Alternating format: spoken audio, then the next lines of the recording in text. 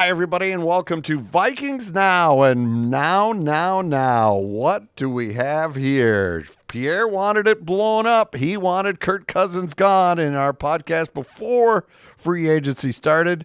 You got your wish. That's Pierre Noujaim. This is... Come on now, Jim. Who is that? Get it together. Who is that? Get it together. Well, I feel like Kevin O'Connell because I'm just looking at players trying to figure out, oh, yeah, Ahmad. He works. Oh, here it is. Hicks, it says across the back. So, Yeah. this is what you wanted. Yep. Here we go. It's your club. I mean, first and foremost, to categorize it as what I wanted is just it's a little bit much. Okay? No, you. Yeah. Well, I think It is on the interwebs. Yes, it is. We can go find it if I know. you want. I know what I said.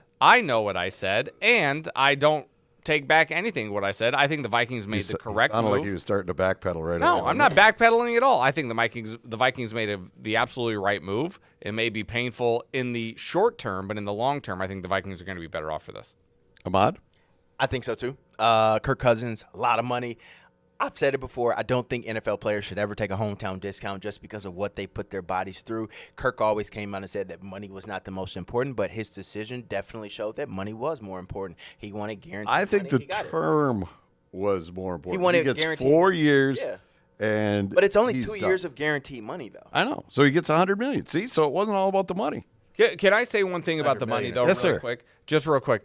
All of you people out there that are, like, want to lambaste Kirk Cousins for saying it's about what the money represents, listen, the NFL has demonstrated time and again that the franchises are only operating in their own interest, not the player's interest. So if Kirk Cousins can go out there and get $180 million, don't be mad that you can't do that, and don't be mad that he turned down whatever it was that the Vikings turned down to get more money in Atlanta. You want to keep Kirk Cousins in Minnesota that bad? Step up and pay him $180 or $180 million and 1 cent. That's how the market works. Don't get mad at the players for taking more money. The players, when you get a chance to make your bag, go get it. We're not here in service of the franchises. Do you think the franchises are going to be crying poor? Never, never. So when the players get an opportunity to go make their money, they're going to go make their money. So all of you who want to get online and lambaste Kirk Cousins with the fact that he said, well, it's about what the money represents. Who cares what that means? And if he is all about the money, then who cares? Go get yourself paid. That's fine. Now that's Atlanta's problem to deal with. It's not the Vikings' problem to deal with anymore because you can use that money to allocate it in different ways that the Vikings have already done.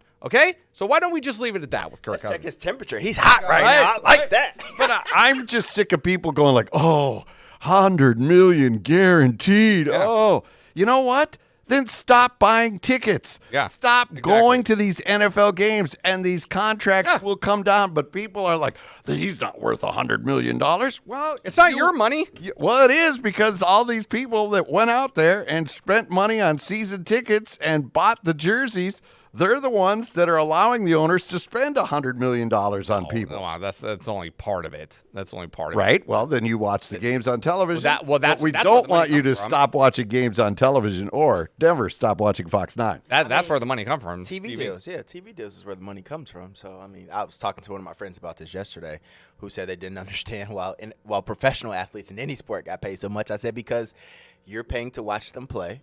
Cable companies are charging teams more to air their product, and then, we're paying for it. The players are getting all the benefits from it and the team. So, I mean, And people cheer for laundry. That's what they do. Because you watch these guys that walk out there in Viking uniforms, they'll be your new heroes. Mm-hmm. You're cheering for laundry. If they put on the purple, yeah, That's right. this guy's great. hey, but Kirk Cousins is gone. Sam Darnold is in. How do you feel about Sam Darnold? You're the Minnesotan. How do you really feel? Well, I'm not excited. They better draft something a lot better. I hope that I only see Sam Darnold in the preseason. That's what I think. Here's my take. Pierre and I just said this on Fox Local. Justin Jefferson, Jordan Addison, T.J. Hockenson, Josh Oliver. If he's healthy, Hawkinson. If he's healthy. Aaron Jones, Ty Chandler, Christian Darrisaw, Brian O'Neill. I don't think I won't say it doesn't matter because it does matter. We saw at the end of last season. Yes, But it does. I think if you just get a serviceable quarterback to come in there like a Sam Darnold with these pieces around him, my goodness, this offense can be good. Don't you think with Kevin O'Connell? All he needed was a quarterback last year, and I'll bring up the game that I brought up to Pierre, the Detroit Lions game at U.S. Bank Stadium. That Nick Mullins drove his team all the way down the field, had a chance to win the game.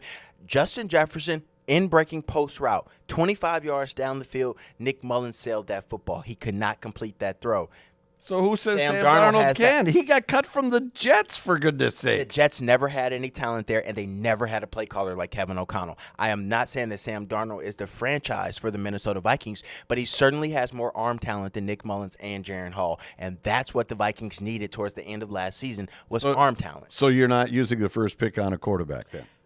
Not if you have to trade up to go get a quarterback. If a quarterback falls to you at 11, I believe you draft a quarterback right there, the best available quarterback. But I think if you have to give up assets, you're not helping out your defense, and then you're banking on Sam Darnold to go win you a football game late. This defense needs so much work. Oh, you think? So much. And so my thing is they brought in Blake Cashman. Loved it. Jonathan Grenard. Love it. Andrew Van Ginkel. Love it. Now we need to bring in a defensive tackle and a cornerback, or this defense is going to be in the same scenario they were in last year, needing more pieces down the stretch. You need a lot in that backfield. Which is why I think that the Vikings should not give up multiple assets to go get a quarterback. Let one fall to you. All right, here it is, right? This hopefully is the bottom for the Vikings, all right? This is a franchise that the ownership is not going to allow it to fall to 3 wins. This is a year in the draft that everybody says is like nothing we've seen before. There are so many quarterbacks all over the place. So this is the year, if Kevin O'Connell feels, if I get this guy, we are set. Then I say, fine, I'm pushing my chips to go get J.J. McCarthy or whichever guy he feels is his guy. Because you're not going to be this close to getting up to get those guys. Plus, this is a COVID year, so you have a lot more quarterbacks that are available. You have a lot more college quarterbacks that are experienced. All these guys, the top 6, I read, have played at least 25 collegiate games, so you can really have enough film to figure out if he's got the arm strength, if he's got the accuracy, if he's got the smarts to be your guy. This is the one time where you have to load up your gun and go after it. So if you're sitting there happy with Sam Darnold, you're going to be muddling like we have been for decades. You're going to be 9-7, 10-7, whatever the number is, because there's 17 games, soon to be 18. But you'll be like that. So that's why I think you got to go. If you think you're going, you've torn the Band-Aid off, you're done with Cousins, you're not paying them, blah, blah, blah, let them go. That's fine. But you better have a plan. And Sam Darnold had better not be that final plan. My reaction to Sam Darnold signing here in Minnesota, I think, is probably the same as everybody else. It's like, whatever. You got a guy who's capable of being a backup if he has to come in and start for you for a few weeks. Right. He won't get Justin Jefferson killed like the other 3 last year. Fine. I don't have a problem with signing Sam Darnold. Doesn't light the world on fire, but that's not what this signing is intended to do. I am fully on board in Ahmad's camp that I would absolutely despise the fact seeing Minnesota trade up to get a quarterback unless it's for a guy like Jaden Daniels, who I think it can be very, very special in this league. But beyond that, I don't see any reason for you to trade up. Not to get ahead of the Giants, not to get in front of the Patriots. I don't foresee that, because I want to take you back to 2004. Eli Manning got selected number 1 overall. Phillip Rivers went 4th. And then what happened? The Pittsburgh Steelers sat there at 11 overall. I'm not bringing it up because it's the same, slot that the Vikings are drafting. But the Pittsburgh Steelers just sat there and waited for the board to play out to them. And who did they get? Ben Roethlisberger. Okay, well, you could say, well, Tom Brady. We fine. Yes. Yeah. Thank you, Jim. Thank you, Jim. Please don't interrupt me. Thank you for making my point for me. Wait, I got the mic Hold here. on. Where's the mute button? Thank you for bringing my point for me. Exactly. You don't have to trade up to get a quarterback. What did the Washington Commanders of now, formerly the Redskins in the past, what did they do when they traded up to number 2 to get RG3? How did that work out for them? Not well. And they got Kirk Cousins in the 4th round. Exactly. So, this notion that you have to give up draft capital. So you have to go all the way back to 2004 to find something. No, your case works. there's a Brock Purdy was the last quarterback taken in the draft a couple of years ago. So why would I give up assets? Ivan Pace Jr. was undrafted. Why are we even drafting anybody? The point is, there is no reason for the Vikings this year to give up future assets and trade and draft capital to move up to draft a quarterback in this year's class. There's no point in doing it. So, Jim, what you're basically trying to say is that they need to give up the number 11 pick, get a top 3 pick to get a quarterback of the future. If that's where you think I'm putting my faith in O'Connell and Kwesi. If they feel that there is their guy there, like they're like, I can't believe we got a shot. We have to go get him. Because if they blow this draft and this team is flopping around the dock like a sunny that you catch on a Tuesday afternoon, and it's just sitting there, and you're like, okay, well, this is nothing. They're fired. They're gone in 2 years. If they hit their quarterback and they're the ones that stepped up and said, Kirk, we're done. We're done kicking this money down the road. We're going to bite the bullet. We're going to take the $28 million in dead cap because we're getting this guy. This guy is our guy. Because being okay. Sam, how long is Sam Darnold going to be here, Pierre? What are you going to do? A year. He signed for a year. Okay, well then what are you doing next year for a quarterback? Well, you're going to go back to the well. I mean, I am not saying. What? Do you clearly? Okay, so Sam Darnold comes in. He says his offense is loaded, right? We're going to be 12-5, and we're sitting at pick 28. Now what do you do? Do you want to listen to me when I talk, or do you want to keep rambling on? Okay, Which one do you want to do? We're going to the fourth. Which one do you want to do? That's right. That's a legitimate question. Which one do you want to do? Do you want to listen to me, or do you want to keep rambling on? Because I didn't say anything about not drafting a quarterback. What I just said was there is no reason for this franchise right now to give up future draft capital when you have several holes on this roster to move up to, let's say, 5 to get ahead of the Giants to go get J.J. McCarthy. Okay? There's no reason for you to do it. None. Stay the course. Try to find a quarterback. If it doesn't fall to you at 11, stay the course and maybe grit one in the second round. Or, like we saw the Vikings do in the past, trade back up in late in the first round like they did with Teddy Bridgewater. If you see maybe a guy who's falling, you don't have to panic. You don't have to make these panic moves of trading your entire future away just to roll the dice and hope that this quarterback doesn't work out. And if you draft a quarterback at 11 and it doesn't work out, then okay, well, at least you have your draft capital in your future and you didn't mortgage the future for a guy who didn't pan out. That's what I'm saying. Are you done? Yes. Ahmad? I like to agree with Pierre, Jim. Yeah, you're damn right he does. I like to agree with Pierre, Jim. All right. That's fine. I can be on my island over here. I said if they think there's a guy. I don't know if there's a guy. I understand if Kevin O'Connell thinks J.J. McCarthy, Jaden McDaniels, and Caleb Williams is not going to slip. So if Jaden McDaniels, Jaden McCarthy, or Michael Penix is their guy, go get him. All right? Go get him. If you think they're worth your draft capital, go get him. But if it doesn't pan out in a year, if he gets hurt next year, your job's on the line, like you said. So as a general manager who's kind of analytical and makes very rational decisions and not irrational decisions, I don't know if he's willing to put his job security on the line to give up 2 first-round picks to go get a quarterback he thinks may be the future. I don't know about Kwesi. I don't know what he's going to do. Right. It seems like he's a guy that likes to back pedaler so far. He seems like a guy that likes to play trade back safe. and get more. I think he likes to play it safe, and I just don't. J.J. McCarthy, love the guy. I understand he has some ties to Josh McCown. Kevin O'Connell. Or and Josh McCown's got ties to Drake May. Drake May, yeah, but I know J.J. McCarthy loves Justin Jefferson. He came out and said he would love to throw the ball to him. But it's just a lot. I say this every year. I think all these quarterbacks and all these franchises just get so confused and so caught up in the hype, like, oh, this is the best available quarterback.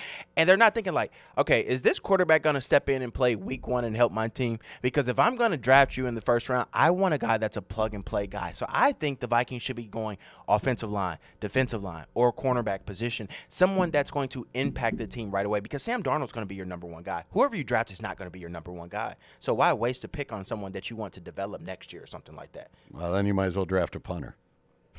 This guy. Punters do get drafted. He is a Minnesota native. Yes, because it's been 47 years since we've been to a Super Bowl. 47 years since Fran Tarkenton has been here. Method and your thinking isn't working, so you got to think outside the box. Yeah, that's what I'm doing. I'm thinking outside the box because this franchise has not traded up to draft a quarterback ever. What are you giving up for him then? Where do you want to get to, and what are you giving up? Again, I don't know which guy it is. I'm saying if you want to get to 4, 5 in that area, so you can make sure you get McCarthy, you get whichever piece. Jim, better question for you. How do you win a Super Bowl? If you trade up and draft J.J. McCarthy, Jaden McDaniels, how do you win a Super Bowl? Well, if you have that offense on paper. It seems like everyone tells me you need a Super Bowl quarterback to win a Super Bowl. And you need a Super Bowl. So you defense. need a Patrick Mahomes. You need a guy Chris Jones, like that. and a L'Jarius Sneed, and a Trent McDuffie. Yes. Yeah, well, a Nick obviously Bolton. they need pieces because, like, you and I got into it yesterday about Kirk Cousins. Oh, he's only won one playoff game.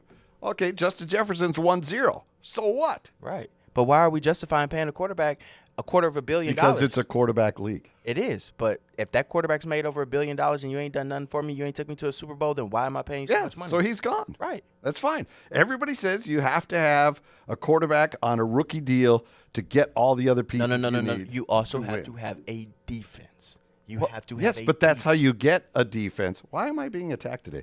Anyways, you need a defense. You're right. And so you can pay those defenders because you have a quarterback on the cheap. Well, the funny thing about this conversation now is you look at the two teams left standing in the regular season.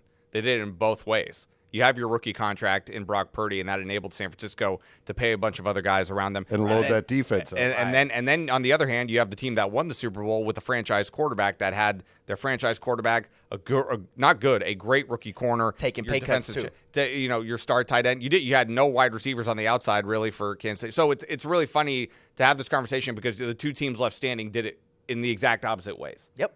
So it's there's no But they rhyme- both still had good defense. yeah, there's no rhyme or I shouldn't say rhyme or reason, but there's two different philosophies, and those philosophies got each of those teams to the Super Bowl. It's just a I fascinating think it goes to discussion. say that the Vikings can get to the Super Bowl with or without Kirk Cousins, but it starts defensively, and you have to Yes. build around. Well, you want to know what? You guys are all back in Mike Zimmer's camp. That's what the Vikings are doing. They just went out and got a top running back. So that's what Zim wanted to do, is burn the clock, get a guy that can dominate time of possession, and he wants a defense. What have they signed the most of? Defensive players right out of the But gate. Zimmer didn't have a mind offensively. You also have to have someone who has that creativity like Kevin O'Connell with the good mixture of Brian Flores to man that defense. I think they have it right now, and they have to go get players that complement both sides because last year they only addressed the offense by signing Josh Oliver, bringing in Jordan Addison, Dalton Risner, and all that stuff. They didn't really do anything defensively. This is the year to do something defensively to get you over that hump. Okay. All right. So what do you think of Aaron Jones? Do you like that? You think that's better than Alexander Madison? I like Joe Mixon better, but I'm okay with Aaron Jones. Absolutely. He's a three-down back, pass catcher, can pass protect, and he can run the ball, and he has a burst. I mean, he is still fast to be, on his 8th year in the National Football League. No disrespect to Alexander Madison, but he did not have that it factor for RB1. Aaron Jones has that it factor. Compare that with Cam Akers, who's there to spell him a little bit, Ty Chandler, who came out a little bit last year. This offense is going to be fast. They're going to be dynamic next year.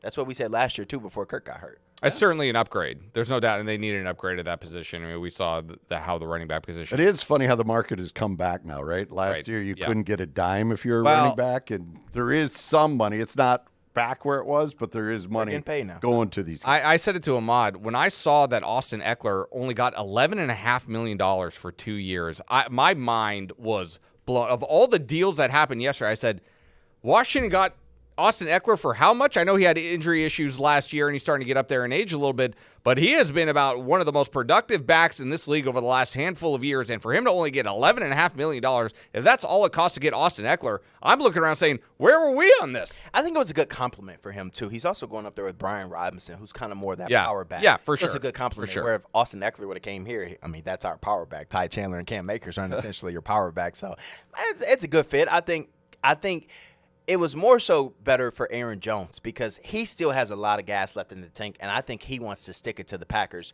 and be able to play them 2 games a season, and that's exactly what he's going to get, being able to play for the Minnesota Vikings. Joe Mixon, by the way, 2 years younger, it came cheaper. He's only scheduled to make just under $6 million. If you would have given up a draft asset for him, that's the other question we have. And I also don't think that Joe Mixon is as explosive or dynamic as Aaron Jones, but that's just my 2 cents. Yeah, no, it's going to be interesting. So, as we said, do you feel this Vikings team will be better than the one that walked off the field at the end of last year? Obviously, there's a lot more to go. There's more free agency still out there. There's the draft that we'll debate ad nauseum going up to that day.